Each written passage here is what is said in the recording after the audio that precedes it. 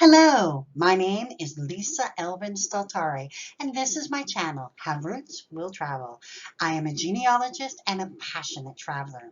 This is the first of my Traveling Quebec presentations. We'll be exploring the highways and byways of Quebec with a focus on genealogy and historical research. Please don't forget to subscribe to the channel and click on the notifications alert so you'll know when I post new content. So let's get started. Quebec, here we come. As genealogists, we spend so much of our lives looking at dates and figures and reports.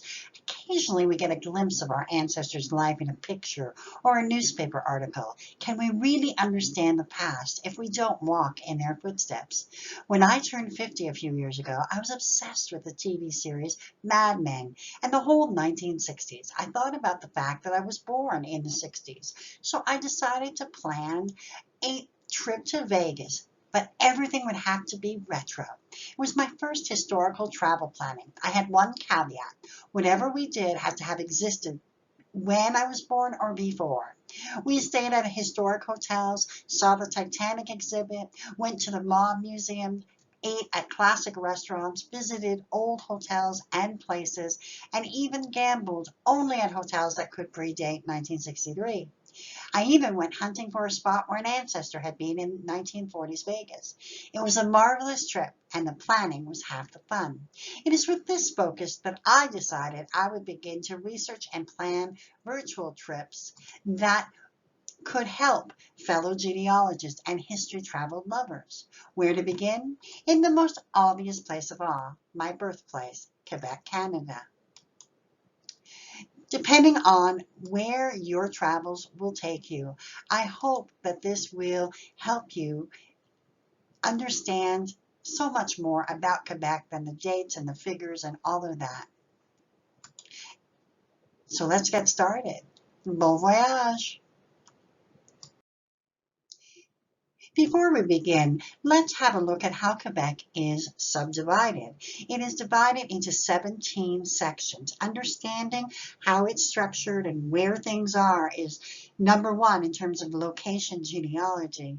So we start with Region 1, which is the Bas-Saint-Laurent, whose county seat, if you will, is Rimouski. Region 2 is the Saguenay-Lac-Saint-Jean, and the capital seat is Saguenay.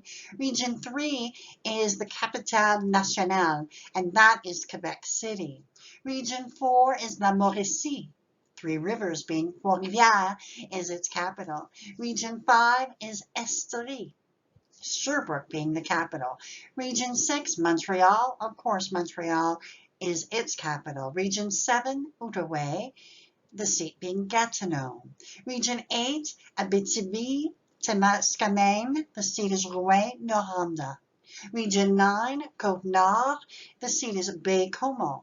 Region 10, Nord du Québec, Quebec North. It's divided into three regions: Baie-James, the Cree Regional Authority, and Kativik Regional Government. Region 11, Gaspésie, Île de la Madeleine, the seat is Gaspé. Region 12, Chaudière-Appalaches, the seat is Montmagny. Region 13 is Laval. Its capital is Laval.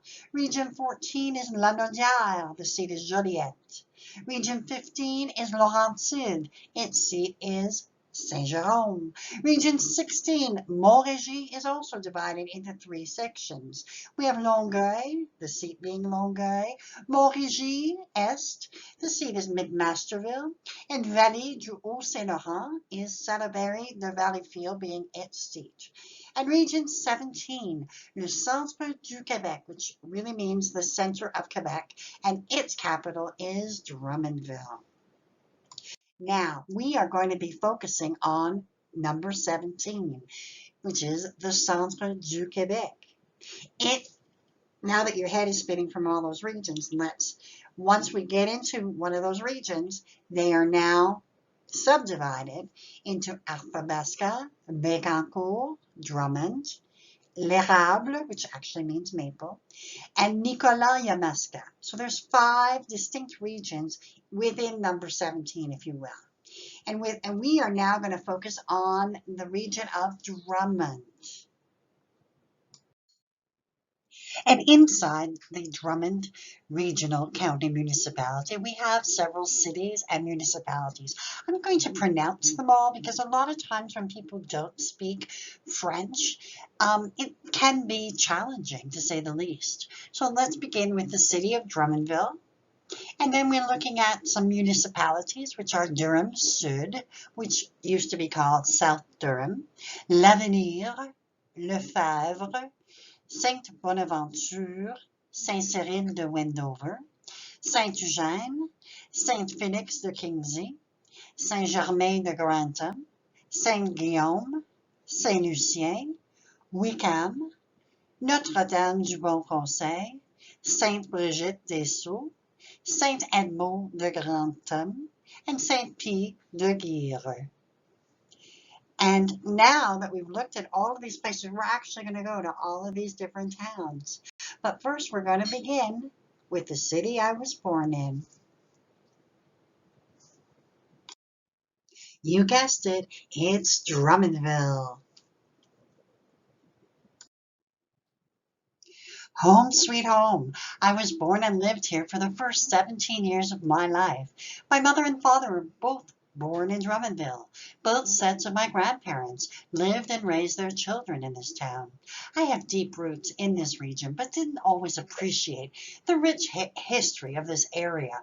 Genealogy helped me to see how very deep my roots really are. If you've ever Googled the middle of nowhere, Drummondville might actually make the mark. Actually, it's found in a region of Quebec called Centre du Québec, which translated means middle of Quebec. A little geographical historical information about Drummondville. It's found about 68 miles from Montreal, slightly northeast, and 95 miles from Quebec City. It is often referred to as the bathroom break stop. I'm being euphemistic here, as it is essentially halfway between Quebec's two major cities and everybody needs to stop, get a coffee, go to the bathroom. That's what we're kind of famous for. This is the official website for Drummondville, which is drummondville.ca. I will be posting it on the notes. And also the Wikipedia page is of interest as well.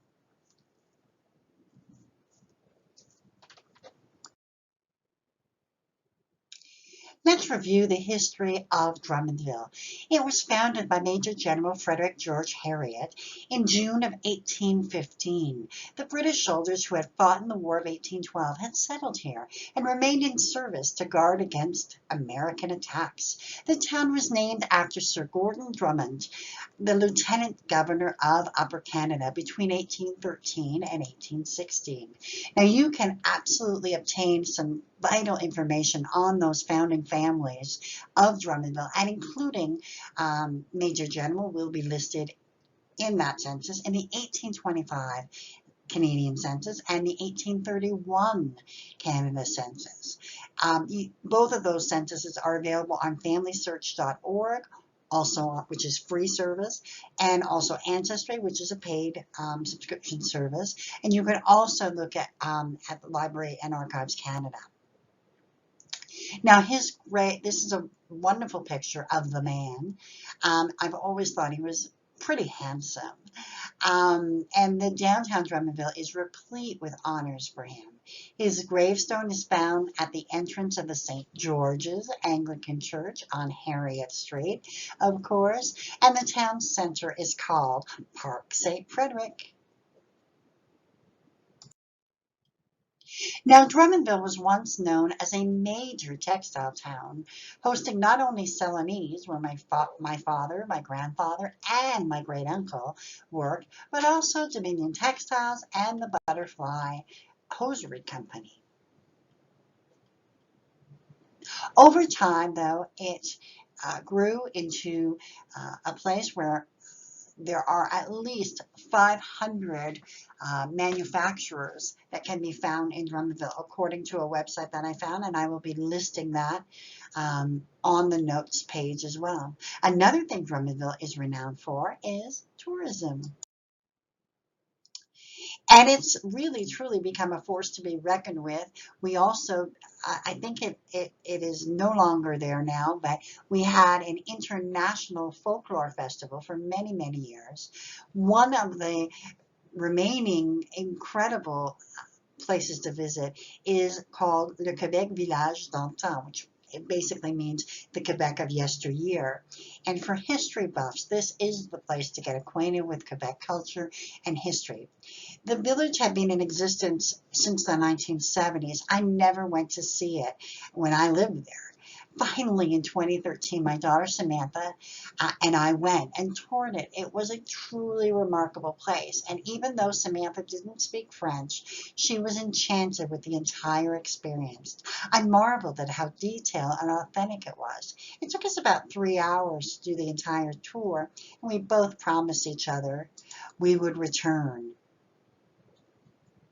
Just to have a look at these pictures that I took, people doing their different fields, the blacksmith, the weaver, that sort of thing. We even had a picture of a priest on the right who was calling for mass. It was just a magical moment. We do have some very famous people that come from Drummondville. First, we have Karine Vanasse, who was an Olympics pair skater who took home the silver medal in the 2012 Canadian Figure Skating Championships. We also have Marcel Dion and Yvonne Conway, who are extraordinary hockey players. Drummondville is really known for its hockey. One of the things I wanted to, when I was researching this, I wanted to share with y'all these amazing videos that I found on YouTube. And I'm just going to, they're listed in the notes, so no worries, okay? You don't have to feverishly write them. But what I loved about them is they took parts of Drummondville in a very specific format. So for example, one of the videos is about the Catholic community and its church. The second one is St. Frederic Park, just about how it was formed. We have Le Manior Drummond, which is an amazing old hotel that no longer is there. My parents went there. Maison Joseph Treffle, Caya, that we'll be looking at. There's a video on that. We have the first hospital, St. Croix, and a video about the hospital and how it evolved. We have a video on the Capitol Theater. There's a video on the railroads, the Chemins de Fer, and there's more. We have a video on Maison et Ecurie William Mitchell, a very famous Drummondville native. Maison Watts, another extremely amazing video on one of the most historic houses that exists in Drummondville. De l'Union Saint-Joseph à l'Union-Vie. This is a study on insurance and business in Drummondville. And then we have another one on the Parc Woodyat. We have another one on La Riviere Saint-Francois, which is the St. Francis River and its importance. We have another video on hydroelectric power and its importance to Drummondville. And then finally, there's a video on Le Magasin Général et les Banques, which is about the business and retailing in Drummondville.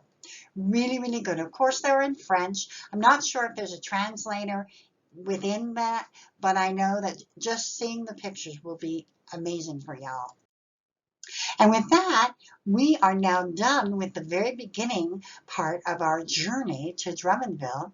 The second video will focus more on the cultural aspects, and I can't wait to show you some of those. So until we meet again, au revoir.